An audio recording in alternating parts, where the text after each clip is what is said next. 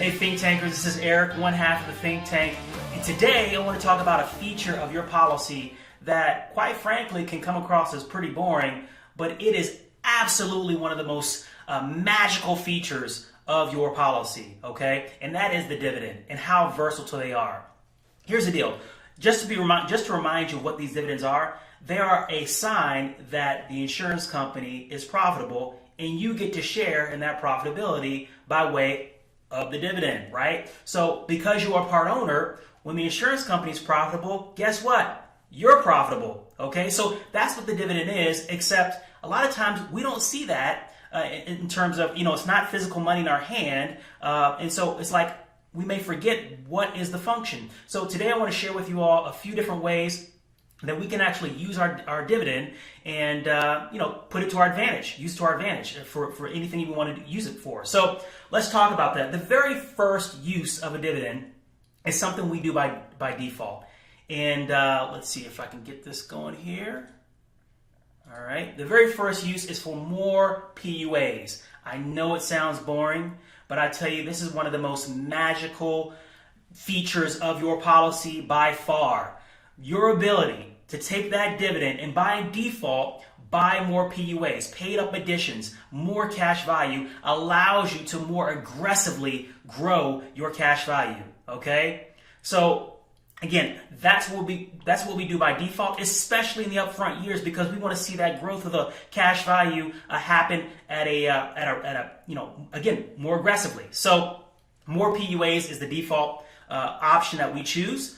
And then we have cold, hard cash. You like that? You like that? These are actually just ones, so it's not a lot of cash, but you get the picture. Hopefully you appreciated that. So cold, hard cash, not to mention, is tax-free, okay? I have a couple clients actually, who are older, and what they're planning on doing over the next few years is, after some time in the policy, taking tax-free distributions from the policy as a means of supplementing their retirement on a tax-free basis. And so what a great way to, again, supplement your existing pension or your existing 401k or IRA money, right, on a tax-free basis. And so getting that money in cold hard cash is a real reminder that all the time that you spent funding the policy, now you're reaping the benefits, again, on a tax-free basis. And oh, by the way, I got a nice death benefit too, so I can be more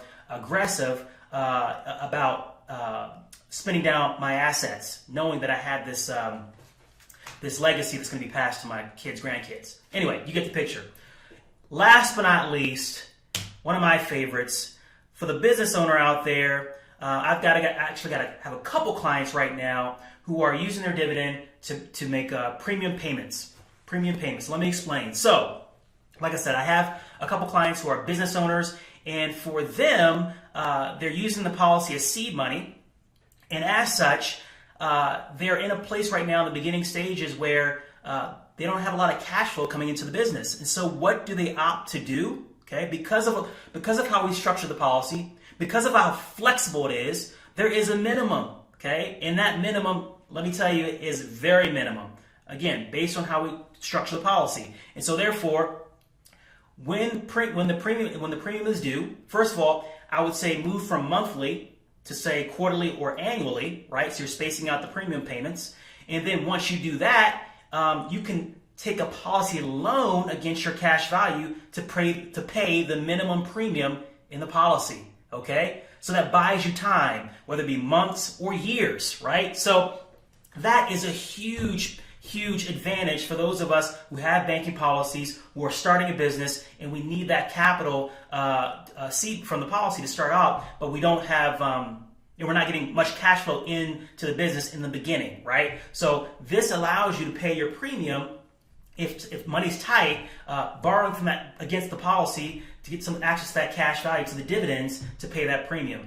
Another way we use this also is, so we have, I have a lot of our real estate investors want to put in money into the policy, juice it up for the first 5 years. We juice it up the policy with cash value, and then after that, the policy is what we call self-perpetuating, right? right? So the dividend is paying the premium, and they're still using it for real estate investments. They're still using it for the banking features. The policy is still growing, albeit slower, okay? The policy is still growing, the death benefit is still growing, all that good stuff. But at the same time, there's no obligation to continue paying a premium to the policy because, again, guess what? The dividend is actually taking care of the lion's share of that function, if not all of it, okay? So, again, the idea behind this particular 52 Ways project discussion was to talk about the versatility of dividends. Oftentimes we lose sight of it because it's kind of not seen, not heard of in terms of having our policy, and quite frankly,